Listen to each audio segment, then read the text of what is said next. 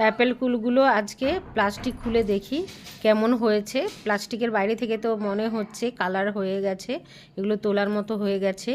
আর এক একটা সাইজ দেখুন, কত বড় বড় সাইজ, পুরো একদম অ্যাপেলের মতোই হয়েছে। তো দেখুন, এই তুলে নিলাম একটা। আর যেগুলো প্লাস্টিক বাঁধা হয়নি সেগুলোতে পোকাতে কিন্তু এসে খেয়েছে ওপরের ছাল।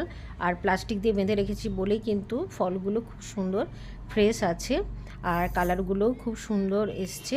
তো কয়েকটা অ্যাপেল কুল আজকে আমি তুলে নেব। তো দেখুন, এখানেও দুটো রয়েছে বড় বড় সাইজে।